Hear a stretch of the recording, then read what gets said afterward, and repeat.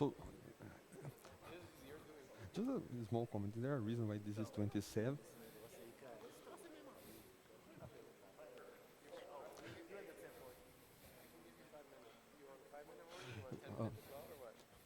Uh, 5 would be in 35, isn't it? Because I have 40. So it's a 30-minute talk, and Yeah. 10 minutes for questions. Right. Yeah, yeah. So I would tell you at 25. Ah. No, tell me at 30. 30 you're done.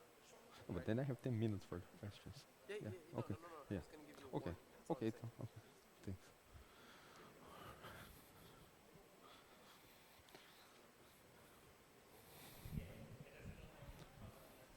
Started. So I guess welcome to the afternoon session, last day. The first talk we're going to hear from Victor Quito, who's going to tell us about multidimensional spectroscopy, the exactly solvable spin liquids. All right. So, can you hear me well? All right. So, good afternoon, everyone. Once again, I'm Vitor Quito from the University of São Paulo in São Carlos, from the São Carlos Institute of Physics. Let me start my talk by thanking once again the organizers for putting together this extremely nice workshop. And thank you for staying for the late Friday afternoon session. So this work was done mostly in collaboration with Ihua Kyung, who is a former grad student at Iowa State University. So this is the work that I'll be presenting today. But in this topic of multidimensional spectroscopy, I have been working in several projects with Thais Trevisan, my colleague in São Carlos, and Peter Orff, currently at Saarland University. He moved recently to Saarland University from Iowa State. And let me acknowledge also the funding from initially a Cottrell Fellowship and more recently from FAPESP. So the outline of my talk is as follows. I'll be giving a broad introduction to multidimensional spectroscopy, especially in the context of strongly correlated materials for those who are not so familiar with this technique. Then I'll be presenting the solution for a family of Kitaev spin liquids. Just a brief recap. We had talks, very nice talks about Kitaev spin liquids earlier this week, so this will be mostly a review. And then my plan is to combine multidimensional spectroscopy and Kitaev spin liquids to present what we can learn about Kitaev spin liquids from this technique of multidimensional spectroscopy. So overall, this is the plan for the next half hour. So the question is, what is two-dimensional spectroscopy and why do we need it? So the idea is this. So thinking of a sample, we can think of this technique as irradiating a sample with a collection, a train of electromagnetic pulses. Here I'm representing the pulses by A and B, and then these pulses can be transmitted. This is the transmitted pulse S.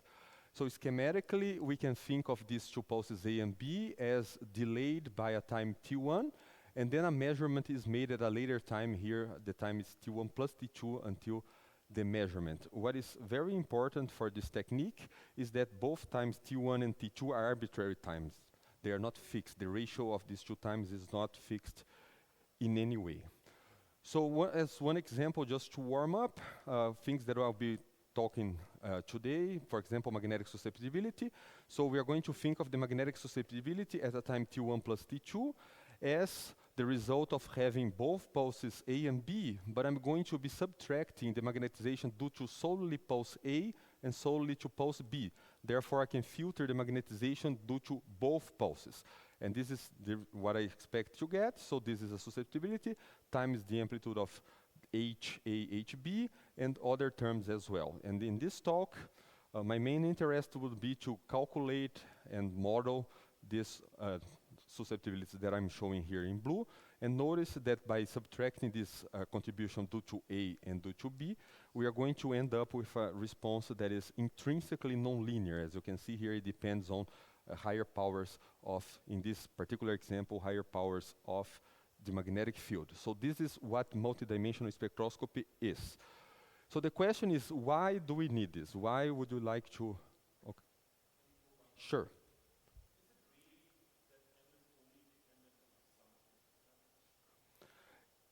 It is that, yes, as shown here, the measurement, so we started from 0, yes, this is going to be, the susceptibilities are not, but we are measuring the magnetization at a later time, but the susceptibilities can be functions of both times.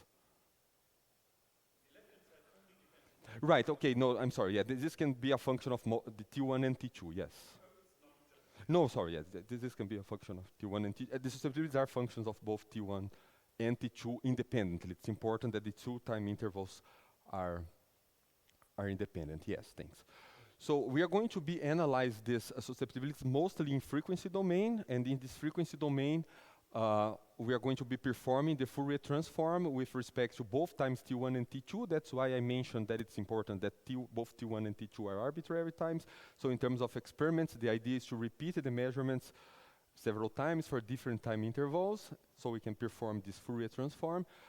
So we are going to get two independent frequencies. So these two independent frequencies is the reason why we call this a multidimensional spectroscopy. It's multidimensional in frequency domain. So we have a plane here, omega 1 and omega 2.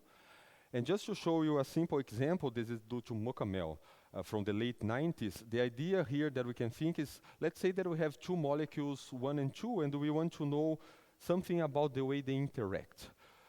Okay, so performing this experiment, this is what Mukamel did. We can encode information about the interactions. How? So we are going to end up with peaks that are along the diagonal, and these peaks along the diagonal measure basically this energy difference between these two levels. But if these molecules were independent, we wouldn't see something away from the diagonal. The existence of these peaks away from the diagonal measure transitions that involve these two molecules interacting somehow. Otherwise, these peaks would not exist. So multidimensional spectroscopy can tell you from the shape, from the amplitude of these pulses, of these peaks, the way molecules actually interact. And the idea, this was done late in the 90s, so the idea that I'm going to be showing you today, driven by recent experiments, is what we can learn in the same context, but about correlated systems, quantum materials in general. Okay? So this is the basic idea. So just to tell you a little bit how we calculate these things in practice from the theoretical perspective, let's think of this operator O mu, for instance, to being S mu. So this is going to be a spin operator. And the way we calculate the susceptibilities is via the Kubo formula. So for the linear response, it's the standard way. We have one time interval T1, and the susceptibility is going to be given by this commutator of this, in this case, S mu at different times, and expectation value. This expectation value can be taken if the temperature is low enough and you have a gap in the ground state of your system. Otherwise, you can even take the expectation value in a thermal ensemble. So this is the linear response that we typically learn from textbooks. So we can generalize this approach to higher order responses. This is the so-called second order response. We are going to have two at times T1 and T2. And then what ends up happening is that you have to calculate now nested commutators. So this is going to be one more insertion of S here. So you have two commutators now to calculate, and the susceptibility acquires one more index depending on the indices of S, and so on and so forth. If you increase by one order, you have one more commutator to calculate. Of course, this task becomes a bit harder in higher orders, but I'm going to show you that it's worth. We can learn new things. Yes?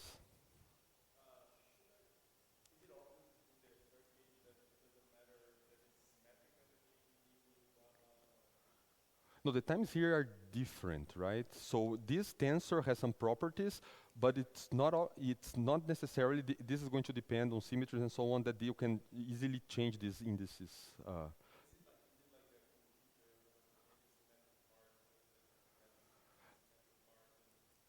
Right, you can always decompose the tensor into like many different terms, but yeah, in principle, in order to know, and this is an important message actually, because often it is the case that this guy I'm going to show you is zero, but in the cases in which it's non-zero, the symmetries of the system are going to tell you about the symmetries of the tensor, and then you can decompose the tensor.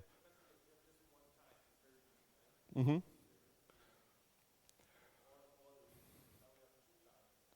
Yeah. Right. Typically, yeah.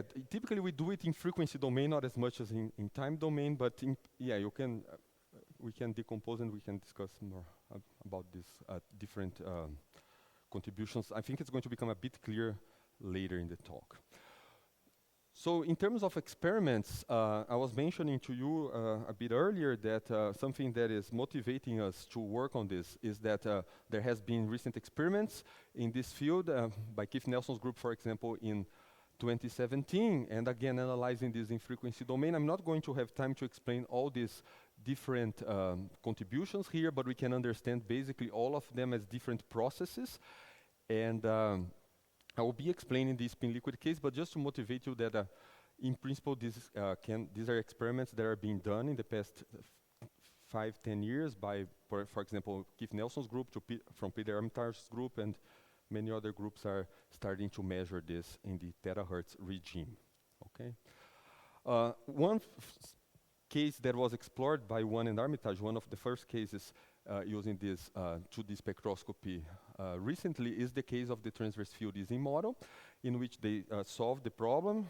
So this is a theoretical work, and then what they see is that, again, the 2D spectrum is going to look different depending on if you have interactions between the spinons or any broadening of these lines. And what you see basically here is that if your quasi-particle lifetimes are long-lived, very long-lived, these peaks are extremely sharp, but otherwise, if you allow these spinels to interact and to decay, this is going to become more broad. So you can see that these peaks are decongested, so you see the different peaks are along this anti-diagonal, while this broadening is along the diagonal. So you have a way of distinguish or decongest peaks. This is an important message. Now, since you have basically two axes here, you can see these effects of interactions more clearly, okay, even in the context of these quantum many-body systems.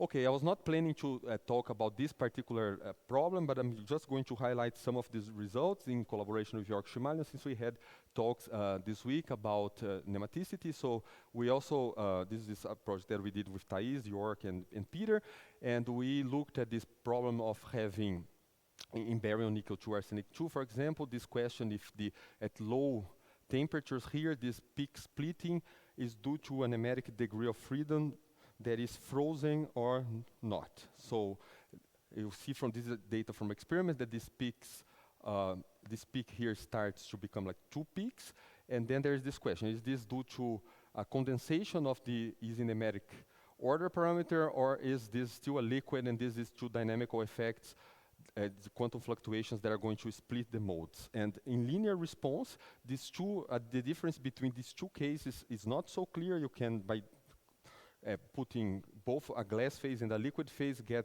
similar features, but then we went to look at the nonlinear spectroscopy, and this is, we have many different results, many different spectra for this case. I'm just showing one particular case in which you see that comparing the liquid and the glass, you have a redistribution of spectral of the peaks, or a suppression of some of the peaks. For example, this peak up here is strongly suppressed in the liquid phase. You have the redistribution of weight here, and even more important, you have new peaks that appear, and these peaks can only be explained by flipping the nematic degree of freedom. So you can differentiate between a liquid phase in which these peaks would appear due to the flipping of this nematic variable, so meaning that this variable would still be dynamical, as compared to a glass phase in which these peaks would be completely absent. So this is something that is much harder to understand from linear response, but it is present clearly in this 2D spectra, okay?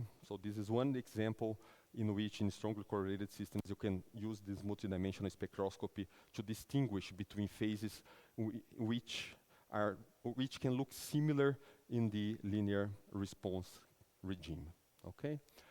All right, so this was my broad introduction to multidimensional spectroscopy as a technique for quantum materials. Now let me talk a bit about Kitaev spin liquids, and this is the case that I'll be showing to you in more detail. For that, I will define the Hamiltonian. I will show you the Hamiltonian. I will show you the main steps for the solution of this Hamiltonian before I show you the multidimensional spectrum. Okay, so the Hamiltonian for these Kitaev models have this following form. So here I will be considering this Hamiltonian on the honeycomb lattice. So if you take the honeycomb lattice and paint each bond as blue, as red, or as black, you can cover the entire lattice. And any model, like this, in which you can use this piece here, just like a Lego piece, and you can form lattices. These lattices are going, for this model, to be exactly solvable. So the honeycomb may be one of the simplest examples. So it's solvable in terms of this Z2 flux that becomes static and Majorana fermions. This solution is due to Kitaev. Kitaev proposed and solved this model. And part of the solution involves showing that these fluxes are conserved quantities. For each honeycomb, you have one such flux. They commute with the Hamiltonian. These quantities are all conserved. And then you can represent the spin operators in terms of Majorana fermions, and then you also define these static bond fermions, which acquire values plus or minus 1. You're going to have several flux sectors, and these Majorana matter fermions are going to move in a background in which may or may not have fluxes. Okay, this is the Hamiltonian in quadratic form, and these AP fermions, these are complex fermions that are combinations of these Majorana matter fermions. And this, and we can exactly diagonalize this and find a dispersion epsilon p. It's easier for the ground state. The ground state is flux-free, but even for the excited states, it becomes a quadratic problem that you can easily diagonalize in a computer. Okay, so this model presents a ground state that is a quantum spin liquid with fractionalized excitations, and this is the phase diagram. The phase diagram basically has phases that can be either gapped or gapless, depending on the values of these J's. But the model is always exactly solvable, and it's fractionalized in the sense that it's written completely in terms of these Majorana fermions that hop around in this 2D lattice. Okay, so this is just very brief introduction to Kitaev models, following what we already learned over this week. And now the idea is to take this Kitaev model and see what we can gain from the multidimensional spectroscopy. Okay, so the first proposal of how to understand multidimensional spectroscopy of these models was in 2020 by Kim's group in Toronto, and what they did was to look at a completely diagonal response, ZZZZ. So this involves 4 insertions of these magnetizations, and therefore 3 arbitrary time delays. By taking the Fourier transform, you get omega 1 and omega 2 and omega 3, therefore 3 frequencies. And they look at the spectrum. This, in principle, this is a 3D spectrum. They made some particular cuts that you can do by setting, for example, frequencies, one of the frequencies to 0. You get 2D planes like this. And what they see here is that the position where you see 2 flux gaps and 4 flux gaps, first of all, you already see 4 flux gaps. This is not something that you would get in linear response, but also the position of the 2 flux gap is here, close to the vertical omega 2 axis, while the gap for 4 fluxes is here close to the x-axis, so you can independently measure these values by doing this technique. And also, very interestingly, they can see the dispersion of the Majorana fermions away from this axis. So this is a strong there's a strong enhancement here, and to understand this enhancement, at some point you need to look at matrix elements that interfere constructively, and these are the ones shown here along these diagonals. These are processes which interfere constructively. They come from square of matrix elements, basically. And these cuts here show basically the dispersion of the Majorana fermions, matter fermions of the model. Okay, so the flux gaps are here, and here the constructive interference showing the dispersions of the matter Majorana fermions. So it was already clear that by going to this third order response, you can see the fluxes and the matter spectra in different positions. Okay, this is already improvement as compared to linear response. But the question we wanted to ask is, okay, you can do this in third order response, but can you do this as well in second order response? Second order response in principle is the first nonlinear response. It's easier to measure. The signals may be stronger than in higher orders. So that is the question we are trying to ask. And the answer is yes, these features are basically present in second order response, but for this thing not to vanish, for this tensor not to vanish, you need the 3 components to be different, so only permutations of y, z, and x lead to a non-zero response. Otherwise, this, if two of the indices are equal, this chi vanishes. We can understand this from symmetry arguments. And so what we did was we put x, start with x, and then z, and then y. So again, the expectation is that this is larger in intensity and experimentally more easily accessible, as it involves is an experiment that would involve fewer pulses. So the question is, what can we learn from it? So this one I'm going to show you in a bit of extra details. This is the time. Then we start with a system that is flux-free. And then at 0 time, we hit it with a pulse polarized along x. We create a pair of fluxes here. These are the states that I'm going to call P. We wait for a time t1, tau 1 here. And then we hit the system again, now with a pulse along z. This moves the fluxes around. And at the time tau 1 plus tau 2, again, another pulse. And then we come back to the ground state. So these are the intermediate processes that we can have for this response. And the way we do calculations in practice, just to give you a flavor of how we compute these things, is using this formalism of quantum pathways. In quantum pathways, you start from density matrix. Here, we are starting from the ground state density matrix, and time evolves along the y direction, and then the different pulses are represented by the different dots. So here, we have two possible diagrams. We have to sum over these diagrams. In this response, we have R1, R2, and the time reversal partners. And the dots represent, as I told you, the different pulses. So here, x, z, and y, and these are the intermediate density matrix.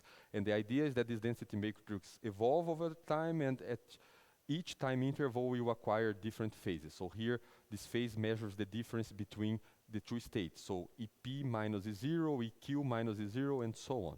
So there are rules in which you can write these pathways, and then typically writing down these pathways, again, it's like any set of diagrams, you just follow the rules, and typically this helps you to compute these responses. Otherwise, you can get very large expressions. Not always, but often these pathways are extremely useful.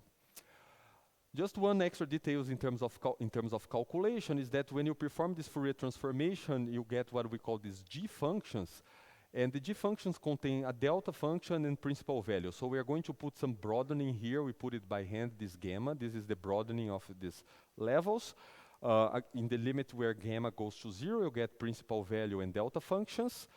But I would like to point out that when you go to higher order responses, you get products of G functions. So it's not going to be as easy to separate principal values and delta functions anymore. So for example, if you take the product of two G functions, you get this delta delta, but you get two principal values. While if you get the imaginary part of these functions, you get delta times principal value plus delta times principal value. So it's a bit harder to analyze, to separate these things, but in terms of theory, it's very easy. I can just go there and delete this term or delete this term and then add them up again, so we can see what is really a peak, what is really coming from principal value. End of the day, we have a clear description, and we know if these are peaks or if these are reminiscent of principal values, okay? So, as I said, mixing of delta function and principal values, but we disentangle these two features. One has to do this in order to get a clear sense of what are the excitations that we are actually probing. And these are our 2D spectrum for this case. So again, I'm separated into pathways. And then we have to add everything up, hoping that we still preserve the features of each pathway individually. So this is what we get per pathway 1. So we have, again, some constructive interference, and we can see the flux gap. This is a box here. And typically, when I give talks, this thing is not visible. But here, our screen is so good that for the first time, you guys can actually see that there is something going on here, very convincingly. Okay, so something that we do is to actually analyze this part, and then we see that we clearly have a collection of peaks here when we take the log plot. So the question is, and then it's a matter of going back and looking at the processes and trying to understand, and this is a feature that comes from the matrix elements, this interference or suppression. And what we discovered is that by looking at the wave functions associated with intermediate stages, these P and Qs that I showed you, we computed the IPR of the states that are contributing to this. And we discovered that these are states that are states of high IPR, which means that these are localized states. So these are contributions, peaks that are coming basically from creating pair of fluxes first. So we hit with a pulse, we create a pair of fluxes, and this pair of fluxes basically trap some Majorana matter fermions around them, and these Majorana matter fermions that are trapped there, they, when we come back to the ground state, this leads to a matrix element that basically doesn't interfere much, so it survives the entire calculation, and that's why we get this collection of peaks here. These peaks are from matter fermions that are basically trapped here, even though this was a bit initially surprising to us, because these are coming from regions where you don't have a very high density of states. So the question is, why are these peaks appearing in a region where you don't have that many states? It's because these are the states localized around the defects. These states give a much greater contribution because they don't interfere much. Right, so this is something that we are still investigating. We're not sure about this at this point. We are trying to do something analytically to see if we can just solve this problem and get an intuition about this. We don't expect this to be finite size scale. Finite size, as these guys are, as this is local, basically. I mean, we don't expect this to be like, we checked for different sizes, this survives. This is actually something that I would like to mention, that to see this, you need modest system sizes, not gigantic system sizes. Of course, these states are basically, the Majorana is going to be basically localized around here. There's the localization length of these guys. So you need some system size, but not gigantic. We did everything here, basically 100 by 100. Since this is a non-interacting problem. I would just like to point out that we also have to, even though the system, this model is exactly solvable, we have to do some truncations, because we cannot put like, at some point we have to stop putting matter fermions, otherwise this problem becomes hard to handle. So we do some truncations in the calculations, but we can go to large system sizes. Okay, so the linear response is measuring basically wave function properties. That's why, I mean, we have these peaks here that correspond basically to localized states. So we can look at pathway 2. So in R2, we have similar features again. In this region here, it's close to the 0 axis for omega 2. We understand this as well.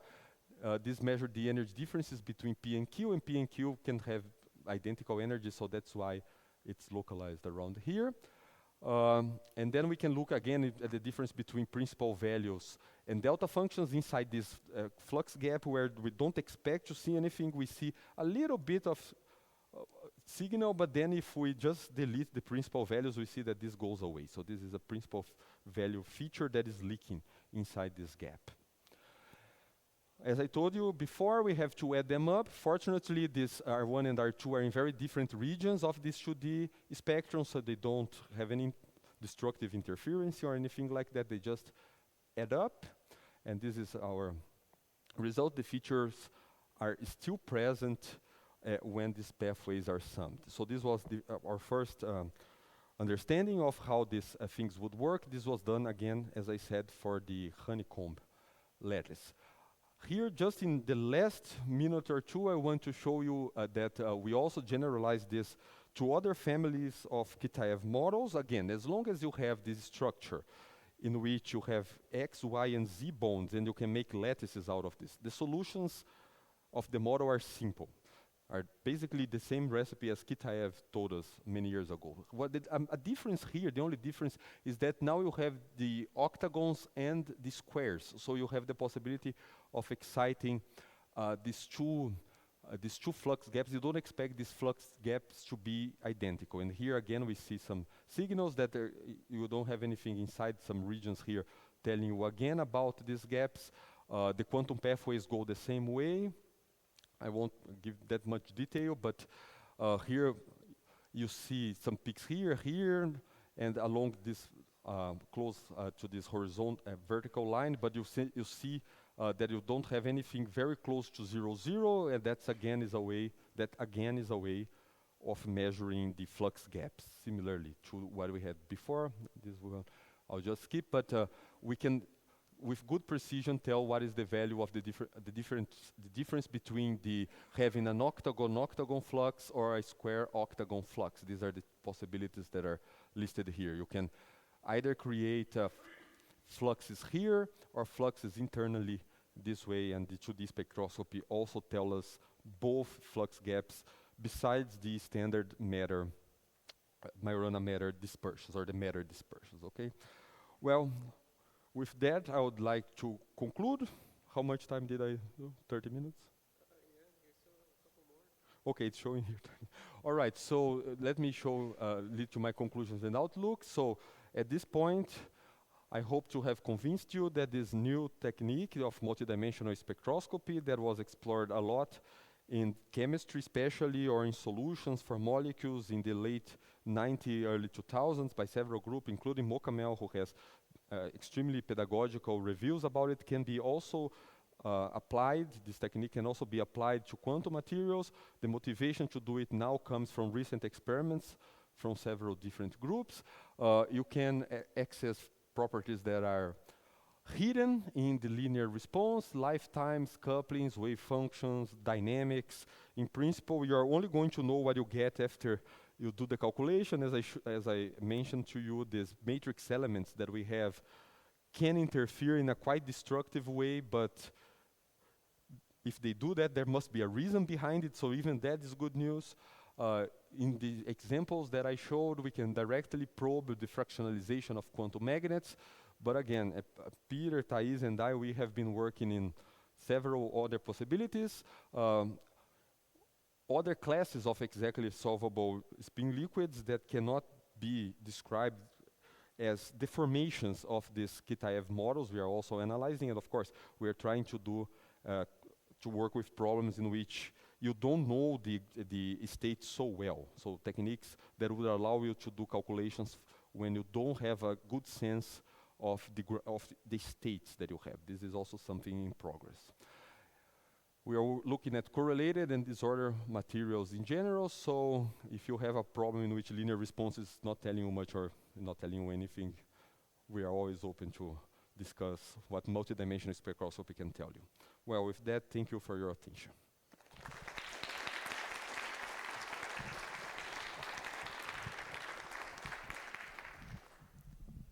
So first line over there, quasi-particles, lifetimes, couplings, and wave function.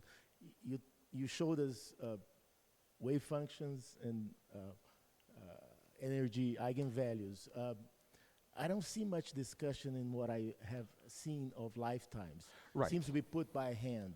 Yes, here we are putting by hand, and the reason is that basically the last sentence that I said, the calculations, I mean, if you're going to do this, you need some diagrammatics. This is something in progress that we but have I mean, been... experimentally, do people pay attention to these? Do they find interesting physics? No, I think experimentally they analyze the lifetimes, yes. I mean, this is something that they get from this when they are... Yes, these are, if you look at...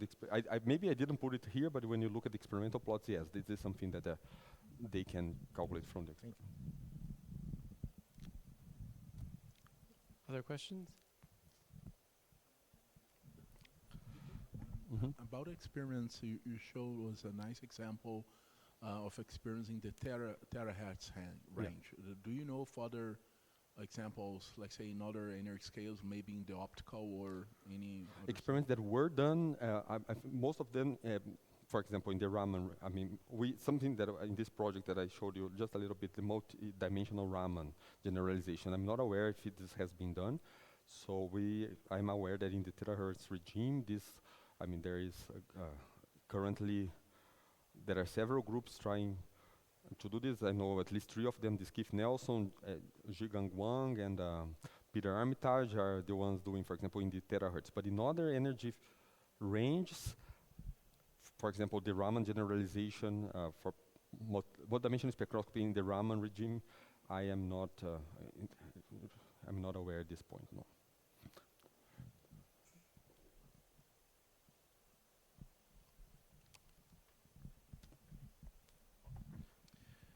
So this, susceptibility that you have in the second order case, doesn't look very different like a nonlinear conductivity, like the ones that are used to compute, second harmonic generation or rectification and so on.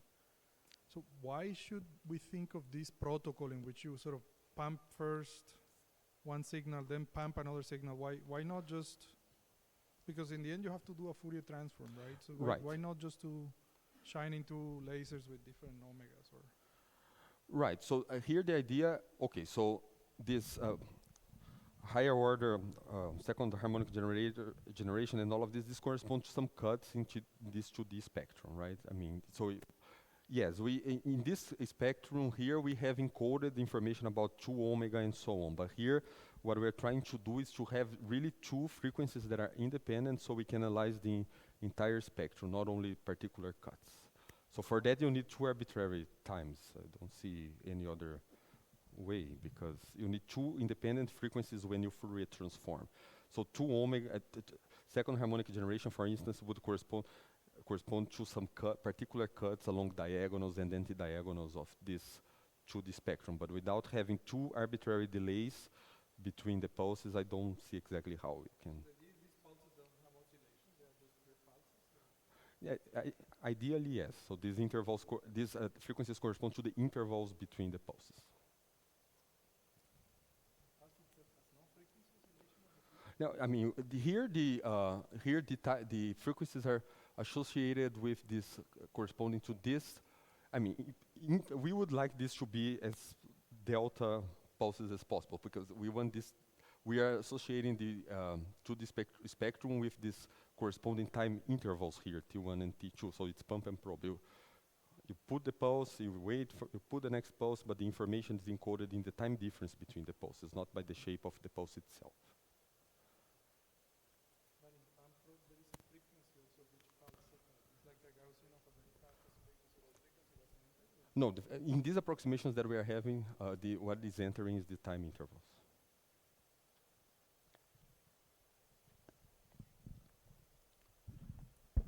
So, hi Victor, thanks for this nice talk and nice work, congratulations. So, just a quick question. So, when you do the Kitaev model, you did probably close to the isotropic point where the Majoranas are gapless. So, if you gap them, so do you see any difference? Because it looks like the most action comes from the, let's say, from the gauge field sector. I mean, do you see any remarkable difference? No, it's not. I mean, at the point when we see that this is due to this impurity and this, so you create this flux gap and then you have impurities going around it. We didn't see much a difference if you have the gapless or the gapped. I mean, of course, you have the standard differences that now you have a gap, so the things are going to change by the gap energy, but not much more than that. No. We have a couple more minutes for any other questions.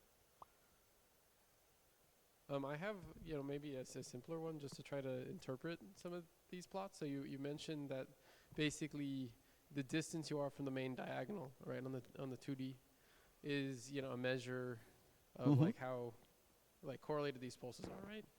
Or how the effect on the system is correlated. Yeah, So- this so- cartoon, right? Yeah. This is very cartoonish. When you do calculations, I mean, the point that I would like to have here is that you have two axes, and therefore if this peaks could be congested in one direction, fine, because you have the other perpendicular direction in which you can see this lifetime. Right. So yeah. So really, that's kind of my question. So I really should interpret then, like the distance on the perpendicular direction as some very extended lifetime. Right. Yeah, typically, this is problem dependent, but it turns out that for a class of problems, what I'm showing here as a cartoon is what ends up happening when you do the calculation. You have these two frequencies. This is when these two frequencies are the same. You have basically the collection of peaks, and then since you have peaks, these peaks have, let's say that they're symmetric, like circular. And then, but they congest here, so you just look at the other direction. That is the message in which, that's basically it. This often is the case. So then on some of your plots a little bit later on, like some of the data was actually quite tightly contained around this, and other samples were thicker. Yeah, because in this Majorana, in this problem, Kitaev spin liquid problems, you don't have lifetimes. I mean, these Majoranas live forever. So we put a little bit of lifetime by hand, basically. So you should not take, for this particular problem, the lifetime too seriously. But we are working on, we're trying to figure out some problem, how to calculate this for some problems in which you would have intrinsic lifetime. It's not. This is completely related to the question of knowing the eigenstates exactly or not. These eigenstates, we know them. These Majorana, these complex fermions made of Majorana fermions live forever. So I see. Right. With that, let's thank Victor and Thanks.